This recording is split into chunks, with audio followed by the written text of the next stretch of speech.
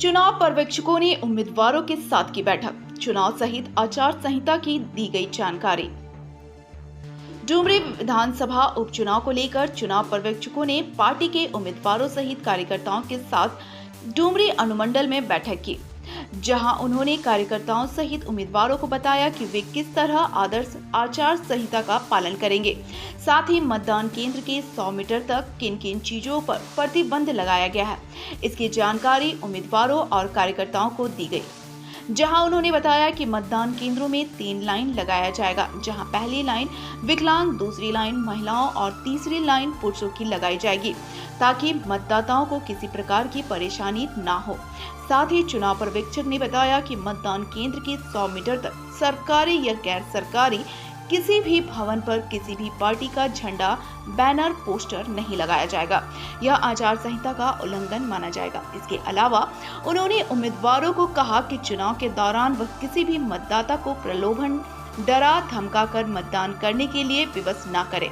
ऐसा करने पर उन्हें आदर्श आचार संहिता उल्लंघन के मामले में मामला दर्ज कर लिया जाएगा। इसके अलावा पर्यवेक्षक ने चुनाव संबंधित कई अन्य जानकारी उम्मीदवारों को और कार्यकर्ताओं को दी।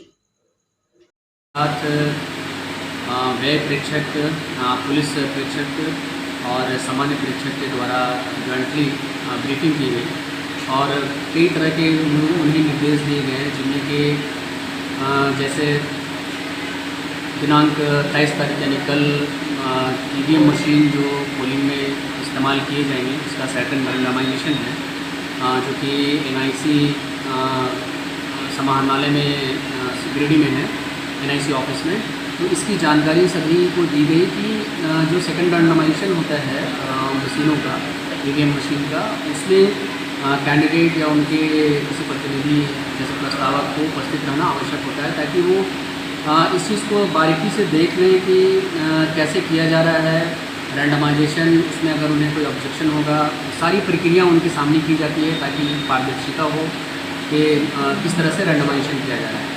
इसके बाद ये जानकारी सामान्य प्रेक्षक के द्वारा दी गई कि जब मशीनों का कमीशनिंग किया जाएगा, उसमें कैंडिडेट की सेटिंग की जाएगी, तब भी निर्वाची पदाधिकारी के द्वारा इसकी जानकारी सभी कैंडिडेट को दी जाएगी, इसकी जो भी तिथि तय होगी। और उस वक्त भी उनको आकर सारी मशीनों की जांच करनी है कि सारी मशीन में कैंडिडेट सेटिंग जो हुआ है, वो बटन कैसे ठीक से काम कर रहे हैं। उनको बटन को प्रेस करके देखना है कि जिस बटन को प्रेस किया जा रहा है वीवीपैट में उसी की पर्ची निकल रही है। ये सारी चीज़ें बताने का मुख्य उद्देश्य था कि इन सभी में पारदर्शिता हो, ताकि सभी कैंडिडेट या उनके प्रस्तावक या उनके जो भी लोग होंगे वो आकर उसको अच्छी तरह से वेरीफाई कर लें, तसल्ली कर लें कि जो भी प्रोसेस निर्वाचन आयोग के द्वारा की जा रही है वो बिल्कुल पारदर्शिता के साथ है और वो सही तरीके से हो रही है। इसके अलावा एमसीसी के बारे में जानकारी दी गई सामान्य परीक्षक और पुलिस परीक्षक के द्वारा।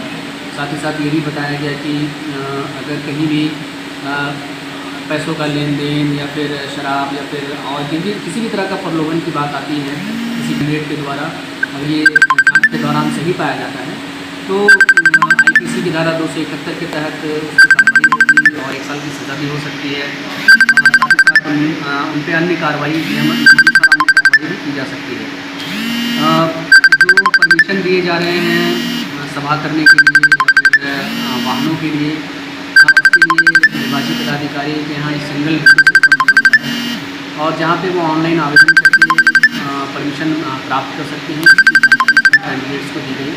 साथ ही साथ व्यय प्रेक्षक के द्वारा ये बताया गया कि 3 तिथियाँ निर्धारित की गई हैं, उनको अपनी व्यय पंजी की जाँच करनी है, जिसमें कि एक आज 22 तारीख को था, दूसरी तिथि 28 तारीख को है और तीसरी तिथि 2 सितंबर को है।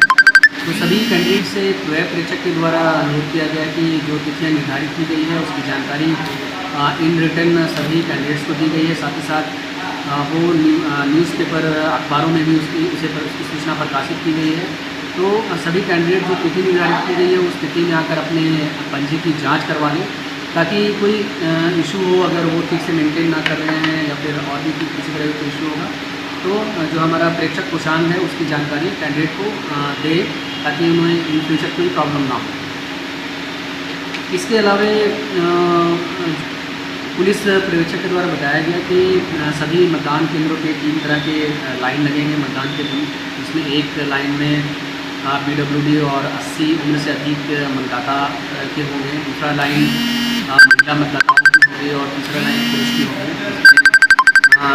जो हमारे 80 प्लस या जो PWD वोटर्स हैं उन्हें प्राथमिकता दी जाएगी और 2 महिला पहले, उसके बाद 2 महिला पे 1 पुरुष को वोटिंग कंपार्टमेंट में जाने की इजाज़त होगी। साथ ही साथ पुलिस ऑब्जर्वर के द्वारा ये सख्त चेतावनी दी गई कि पोल डे के दिन अननेसेसरी किसी भी प्रत्याशी के द्वारा या उनके किसी कार्यकर्ता के द्वारा पोलिंग पर्सनल्स को डिस्टर्ब ना किया जाए। उन्हें अच्छी तरह से ट्रेन किया जा रहा है, उन्हें सारे प्रोसेस की जानकारी दी जा रही है और पूरे पारदर्शिता के साथ हम लोग ये कार्य कर रहे हैं। तो पोल डे के दिन अननेसेसरी उन्हें किसी भी तरह से परेशान ना किया जाए, उन्हें उनका काम बताया गया है तो अपना काम वो सही ढंग से करें।